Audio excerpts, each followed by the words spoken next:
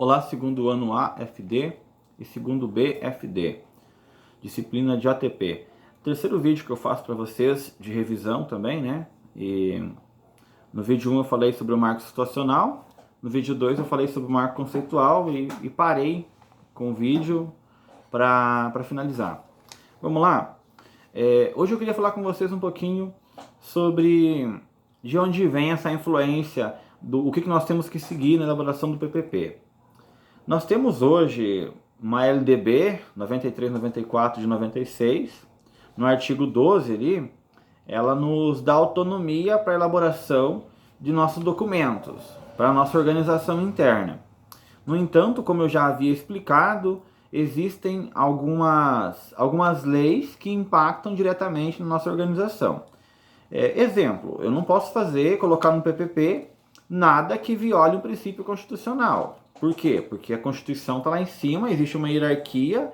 Então, digamos que eu coloque lá no PPP informações de cunho racistas, sexistas, e a minha Constituição ali nos direitos fundamentais, artigo 5º e sequentes ali, ela estipula que todos são iguais, que não há diferença. O que acontece?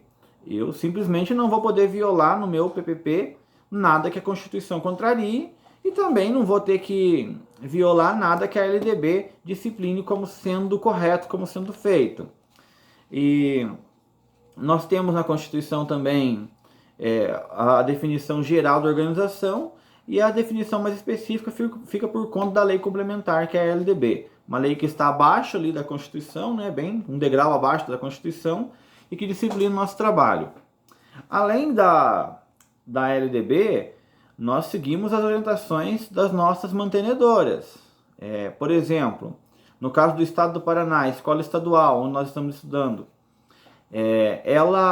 nós somos subordinados à Secretaria do Estado de Educação. A Secretaria faz as resoluções, os ordenamentos, os decretos ali que são feitos, né, por meio de seu governador, de seu secretário, e a partir dali esses decretos são distribuídos, as resoluções são distribuídas pelo NRE, que são os Núcleos Regionais de Educação, e do NRE para a escola. Então há uma hierarquia, né? O que tem que ser nacional? Nacional vem para o Estado manda para a sua Secretaria de Educação, a Secretaria manda para o núcleo manda para a escola. Isso é o que nós chamamos de amparo legal. Eu não vou entrar nessas questões porque no primeiro ano de ATP vocês já viram como que é a organização do sistema escolar brasileiro, do paranaense em especial. Então não preciso retomar, estou só relembrando brevemente como que funcionam essas questões. Bom, o que mais que nós pretendemos no estado do Paraná? Que elementos se fazem presente em nossos marcos conceituais, em nosso marco conceitual dentro da escola? Existe uma definição ali, né, que é uma definição, um termo que ganhou fama na Alemanha, que é a concepção de praxis, né, e foi relida por Freire, praxis pedagógica. Ou seja, a educação ela é pensada como um processo de reflexão. E há outro termo também que norteia nosso trabalho enquanto educadores, que é o trabalho como princípio educativo. Praxis pedagógica e o trabalho como princípio educativo. São dois elementos que partem do princípio que a função da escola não é a manutenção do status quo, ou traduzindo aí, a escola não serve para reproduzir as relações do passado, ela serve para refletir sobre o passado, serve para refletir sobre o presente, respeitar as regras que estão vigentes, mas com a ânsia de transformá-las. Por que trabalho como princípio educativo? O que isso quer dizer? Isso quer dizer que, de certa maneira, no trabalho, na relação como homens, como seres humanos, nós vamos nos aprimorando e encontrando o caminho para superar barreiras. Estamos em processo de construção, de reconstrução. Então não é uma educação que visa manter o que aí está. Deixa eu dar um exemplo fático para você entender a importância desses princípios na educação. Imagine que nós estivéssemos em uma escola em 1880, né? Agora eu fui na época que nem essa ideia de escola no Brasil é bem remota. Falarei com isso em outra disciplina. Mas imagine que estivéssemos numa escola em 1880. E o que acontecia em 1880 no Brasil? Haviam pessoas sendo vendidas em praças públicas como se isso fosse absolutamente normal. E o papel da escola qual que é? Reproduzir a sociedade, manter a ordem, nunca violar uma lei, não pressionar. Se tá a lei foi feita para obedecer, tá? O que vai acontecer? Estaríamos adentrando agora já nós estamos no ano 20 do século 21 e estaríamos escravizando pessoas como se fosse normal. Mas o que aconteceu nesse processo?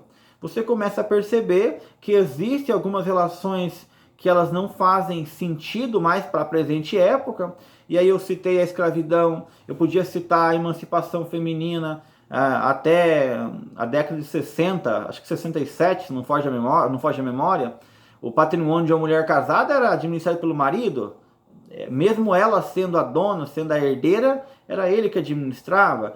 Então, assim, sem essa transição, essa transformação da realidade, pode ser que daqui a 100 anos olhamos para o século XXI e nos espantamos, por exemplo, né? Nossa, não acredito que eles comiam animais no século XXI, que eles humanos eram totalmente...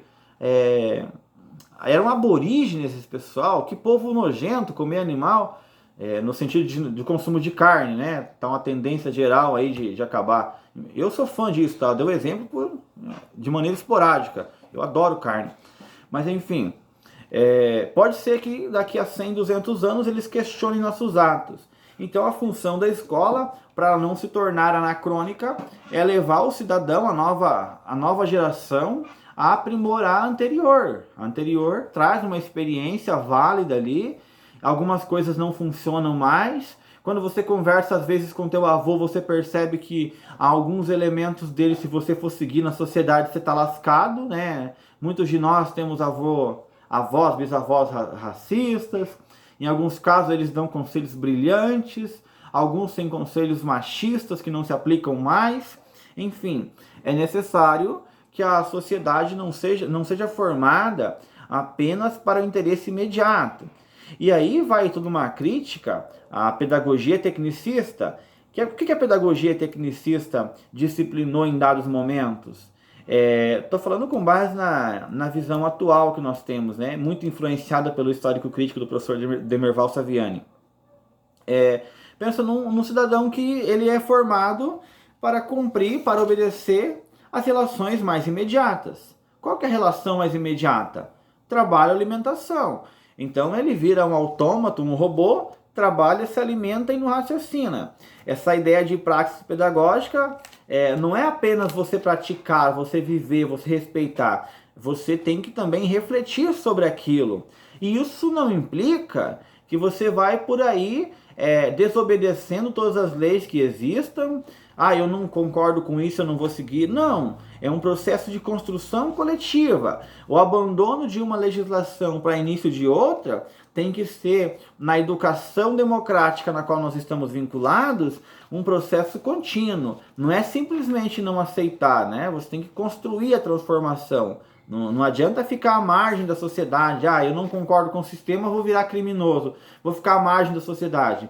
Isso não faz parte dos princípios da educação brasileira. Então, somente uma reflexão que leve em conta essas relações de produção que existem, né? Nós somos muito influenciados na nossa escola pela reflexão sobre o modelo de trabalho capitalista. Então, a tentativa de superação das desigualdades é uma das metas ali e está na nossa Constituição, né? Você vê função social da terra, você vê objetivo, bem comum, enfim, é uma educação para além das necessidades imediatas, mais prementes, para além de ter que pagar conta somente, para além de ter que comer. Afinal, nós temos uma essência na concepção que estamos adotando no estado do Paraná, né? Não é a filosófica, é a pedagógica, eu estou falando aqui.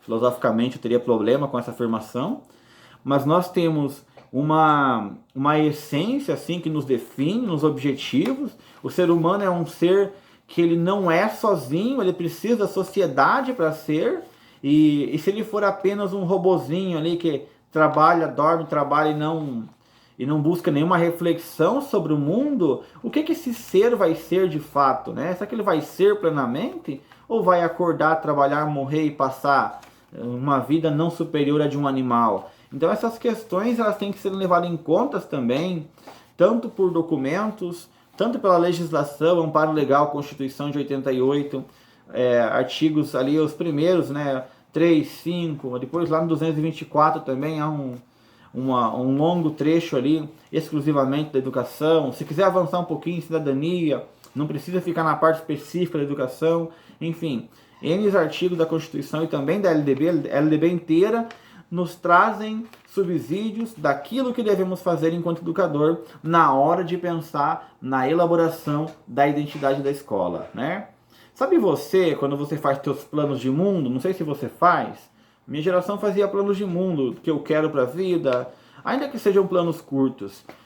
O PPP, ele é um plano de escola, então não é um plano só seu, não é o plano do diretor, não é o plano do pedagogo X, ele é um plano que, dependendo da escola aí, 3.000, 4.000 alunos, 2.000, são muitas pessoas que vão depender daquele processo.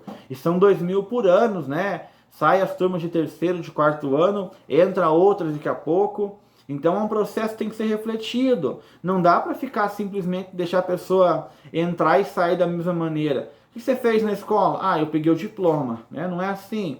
E isso, não estou falando em dominar conteúdos, lembrar de fórmulas da química, da física, lembrar de datas em história, quando usava-se isso, não é isso que eu estou dizendo. Mas é a capacidade de refletir para conhecer e transformar a realidade, ainda que seja uma transformação limitada, mas esse processo tem que ocorrer. Tranquilo? Eu creio que eu tenha falado um pouquinho sobre o marco conceitual. O operacional eu vou parar um pouco, porque eu precisarei falar dele com mais cautela. Vou explicar sobre conselho de classe, N elementos ali. E no próximo vídeo eu falarei com vocês sobre PPC, Proposta Pedagógica Curricular.